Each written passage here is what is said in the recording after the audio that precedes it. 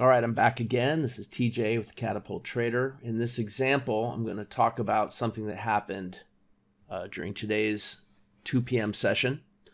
And this is another point that I was going to talk about during the boot camp. And again, just ran out of time. And it has to do with placing your initial stop. Now, this is optional. It's something that I want you to keep your eye on. And as you learn the strategy and see more examples and trade this more and more, you can come to your own conclusions about what I'm about to show you. But this is a technique that I personally like to use. All right, so let's look at this trade here. This trade was the first trade of our 1400 session, of our 2 p.m. session. And as you can see, it looks like it hit the entry and then came down and stopped out. And in fact, that is what it did. But I want to show you a technique that I use with this strategy with a lot of success, and I think you'll see the sense in it. So first of all, whenever there's a smaller body bar that's floating up off of the catapult line, there's always more of a risk that you can trigger in and then have a retracement that comes back down to find support before then resuming up towards the target. And nothing's more aggravating, and I'm sure you'll agree if you were in this trade, of getting in, stopping out for a loss, only to see the trade then go up and hit what was a perfect target, right? I mean, look how perfect that is. In theory, it's a great trade. The problem is the initial placement of the stop, because the trade just doesn't have the room it needs to develop. There's always a fine line between figuring out how much room to give a trade so that it can develop properly without assuming too much risk. There's no perfect answer. You'll never find perfection, and no matter what you choose to do, there will be times when it just isn't going to work. And you may think that's the case with this example. And it is, unless you learn some more advanced techniques, and that's the subject of this video. So there's a couple things I want to talk to you about. First of all, normally when I'm first placing my original stop, I'm going to look and see if there's a place to hide the stop around, at least initially, that might give me a greater chance to stay in the trade. The catapult line is a line that marks the balance of power between buyers and sellers. If you can move your stop to the other side of the catapult line, you're going to hide it around that line in the sand. You're going to be on the other side of the tug of war, and there's a good chance that that level will hold if indeed there is a pullback.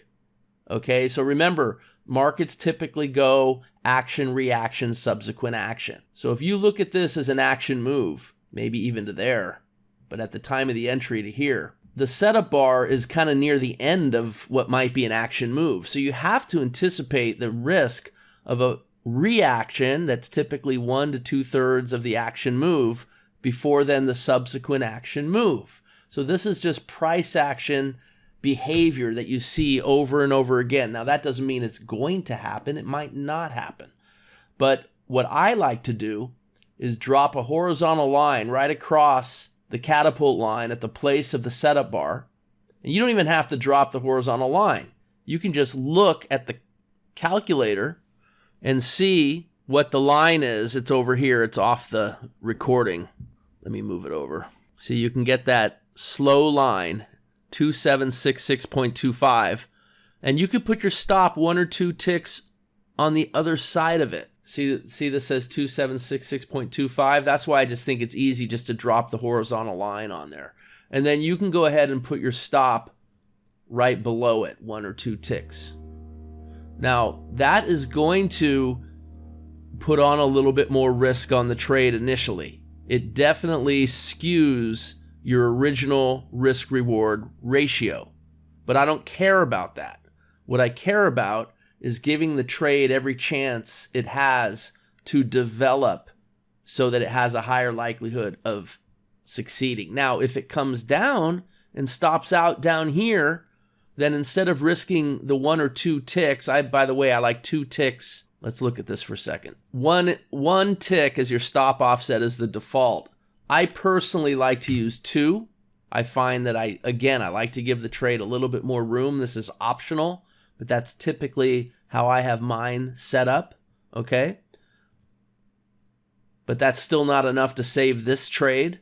But notice that if you were to put the stop on the other side of the catapult line, when it comes back down, look, it bounces off of that original level before resuming up to hitting targets. The other thing is that if you are going to do that, then you need to know how much more risk you're adding. So if the original stop is at 276825 and you're going down to 276625, that's 2 more points of risk, 8 more ticks. You want to use that in your calculation for position sizing.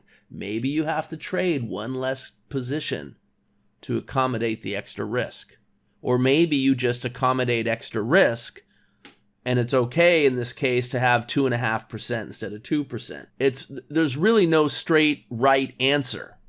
But these are things I want you to think about, because the best answer has to do with your own risk aversion. And then also keep in mind that you're going to be better at this 6 months from now than 6 weeks from now. So I'm just showing you different techniques that you can work into your own trading. This is one I like for me personally. Sometimes I'll look for a swing level to hide it behind, but this is way too far down. But there are times when it's not. There are times when it's closer. Okay?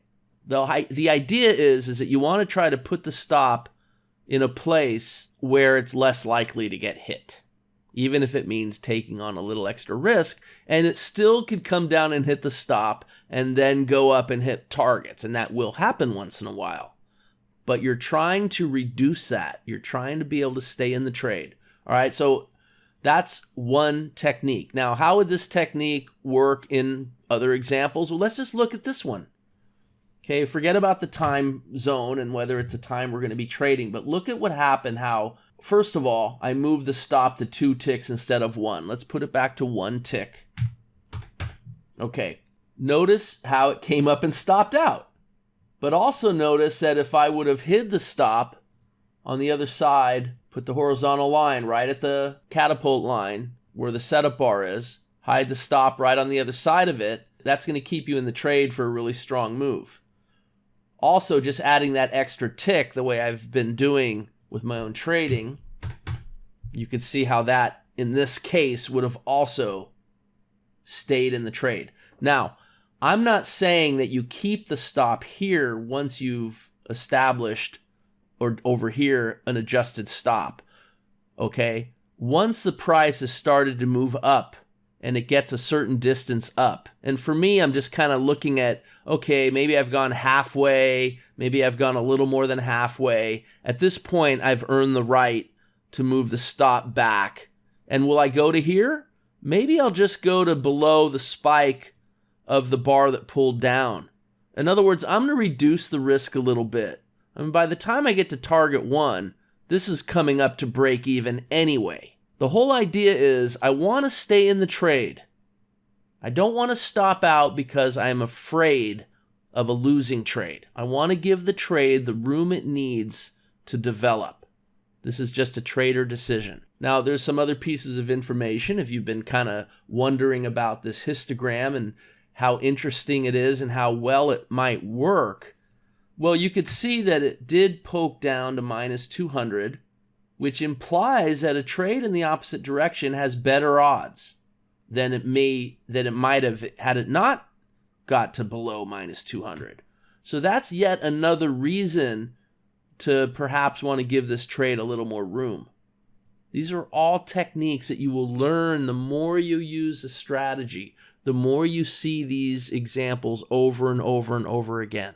So I'm introducing this concept to you now. Let's look at another example.